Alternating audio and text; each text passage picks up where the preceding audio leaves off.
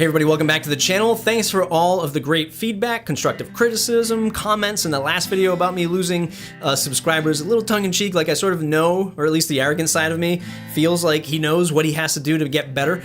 But it's always great to get some eye-opening stuff and some advice from people that I don't normally speak to. So thank you very much for all of that amazing advice. Okay, in today's video, we're gonna talk about identifying 3 types of people that you're selling to so that it makes the whole sales process just a whole heck of a lot easier for you. I've been selling stuff for about 20 years, cars, cell phones, computers, services, websites, and now hosting over at Pagely.com. And it is something that a lot of people getting into their sales space for the very first time, whether it's a real traditional job, like somebody hired you to sell and represent their business, or you're starting your own practice, consultant, web designer, web developer, and this whole sales thing is kind of like, ugh, like I really have to do this? And I don't like doing it. I don't like being that type of salesperson. The best thing that I found throughout 2 decades of selling is identifying that you're not going to sell to every single person. Like, let that sink in for a little bit. A lot of people think that when they're a small, let's say, web designer, you don't talk to as many people, right? Unless you're doing like a big marketing push or you're doing some, traditional ad spend, but you don't talk to a lot of people generally. Well, God, if I have to close every single person, right? I have to sell, if I'm selling a $1,000 website, I need to sell 4 people this month. That's $4,000. It's a bad way to go about thinking. And when you are thinking about your sales process and thinking about your business, you have to understand that there's only 3 types of people, and I've sort of narrowed them down to, this is my own sort of advice. Maybe there's other advice out there, but the buyers, people who will buy from you. People who you look at them and they are definitely going to buy from you no matter what. Unless you royally mess something up, they're definitely going to buy from you. There's a second person, the people who will never buy from you. They will never ever give you money at all. No matter what you do, no matter what price, no matter what value you bring, they will never buy from you. And then the third person are the in-betweeners. These are the people that can go either way. This is where we focus most of our efforts on. But the idea is you're understanding that, okay, there's only 3 people I have to deal with. That makes sense, Matt. I totally get it. I only have to deal with these types of buyers, the non-buyers, and people in the middle. That's a no-brainer. But when you start to think about how you shift your sales pitch for all 3, it makes things a little bit easier. Take a lot of that weight off your shoulders, a lot of that stress off your shoulders by understanding what type of pitch you have to give. How much time and how much effort are you going to spend with this person if they're a person who will never buy from you? Let's start with them first. How do you know they're never going to buy from you? It's typically around price. That's generally what I've seen throughout my time in selling is the people who just focus on price are going to be the ones that will just go and find another price from somebody else cheaper. And at the end of the day, they're doing you a favor because most of the time, the people who want just rock bottom price are going to be the people who beat you up a lot. They're going to be the people who are just going to be demanding things because they feel that the money that they're giving you is worth way more than what you're giving back to them. And again, many reasons for this. We're not going to get into this video. Maybe they had a bad experience before and they're just unwilling to sort of part with a certain set of budget for whatever product or service you sell. But it's just not going to be something that's good for you long term. And when you get into the sales process with a person who's never going to buy from you, stick to the facts. Don't back down. This one can be the ones that really weigh down on you in the sales process. So let's get these non-buyers right out of the way. Like identify it as fast as you possibly can. Generally, it's around price. Generally, they're just going to fight you at every value add and demand a type of reaction or definition of what every single thing is. You can identify that, stay confident in your sales process and say, hey, look, I give out 30-minute consultations. That's what this is. This is a 30-minute consultation or 30-minute pre-sales process, no more, no less. They're very difficult to deal with scheduling and understanding that stuff. Those are the red flags you have to look for. Let's go back to the buyer. These are the people who will definitely buy from you. How do you know that this person will definitely buy from you? You don't. Sales is never a definite thing. You can never say that you have 100% close ratio, even if this is the buyer type. The buyer types are usually the people who are friends and family, people who have been referred through friends and family, people who have been referred to you from other past customers, or if you're just in a location where they want to be in person with you and you have the only thing in town, like maybe you're an SEOer for somebody who builds websites for wedding photographers. and they're a wedding photographer coming to you, and you do these in-person shops, they can't go anywhere else. Like, you know that this is a buyer. It's going to be very hard to lose this person, so don't lose them.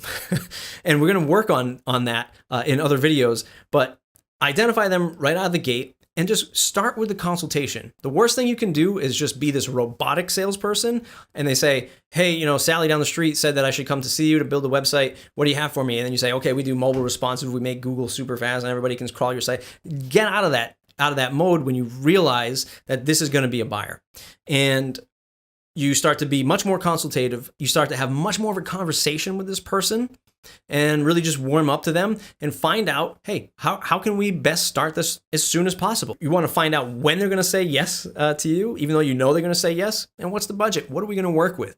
How can I offer you more and more value, right? Use it as an opportunity to increase the size of your deal in a good way by giving them more value. I can do other things. They told you I do websites. Yeah, that's great. But guess what? I also do content and video production for you. And I can do all of this stuff and add more value to your website at a bigger price. Really use this as an opportunity to add more value and sell more in a good way to the people that you know are going to be buyers. Okay, we move to the third and tricky customer. This is going to be the in-betweener. This is the one where you have to sort of dip into your cache of the non-buyer responses and the buyer responses. So a perfect example of this is when you know somebody's on the fence, they literally tell you. They say that, I'm shopping around, I heard you were really good, but I heard this other person down the street was a little bit cheaper than you. What are the differences? Or I heard you solve this for my friend, but we might not have the budget for what you do. Is there anything you can do to sort of work with me here? Those are the types of things that you start to use as indicators that, okay, here I have myself, somebody who is an in-betweener, and I need to sort of shift them over to my products and my services. How do we do that? So with in-betweeners, what I'll try to do is warm them up and try to see if I can get them to a friendly, warm conversation. Here's a typical example. Customer comes, I have no idea who their business is. I don't even know what they do. So I research their business on their website. I look at their blog post, if they have one, but I look at their blog post and I see that they were going to like a big conference or event in Las Vegas. So I'll say things like, boy, did you get a chance to go to Vegas too? I would love to go to Vegas. What hotel did you stay at? I would kind of sort of warm them up to see what kind of reactions that I'm going to get from them. Are they going to be fun and conversational, and do they warm up to that? Or do they really just shut the door and say, yeah, not my department. Let's get on to talking about the pricing. That's when you kind of start to understand what type of person you're going to be dealing with, and you start to adjust. Okay, am I going to be this very consultative and engaging salesperson to this potential customer, or am I going to be much more fact-driven? Here are the benefits, here are the features, here's the price structure and all that stuff. And this is the person who's typically the one who's not going to be the buyer. You start to play both sides of the fence, and sometimes it flip-flops. Sometimes you start very sort of rigid and by the book. By the time you're done with it, you've sort of displayed this confidence in your product and your service and yourself that they've warmed up to you at that point. Now you're starting to joke. They've seen that you've proven that you can service them the way that they need to. So they're starting to say yes, and they're starting to warm up a little bit more by the end of this conversation. You really dig into the why, and you really have to uncover what the why is. Let's say, again, you're selling websites. They're coming to you for a website. But why are they coming to you for a website? What has happened in the past that has made their website fail? Why are they looking to reinvest in this now? It's 2018, for God's sakes. Why don't you have a website?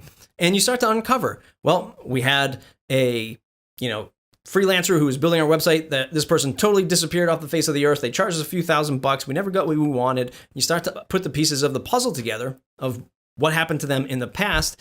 And you want to talk to that and how you're going to avoid those types of situations, how you're different. But also, they appreciate that you're digging in a little bit deeper. You don't want to just be on the surface of, okay, I got your website. I can do websites for you. They're $1,000, $2,000, $3,000. Which one do you want? You really want to focus in on, you need this website because what? Sales are hurting in your business?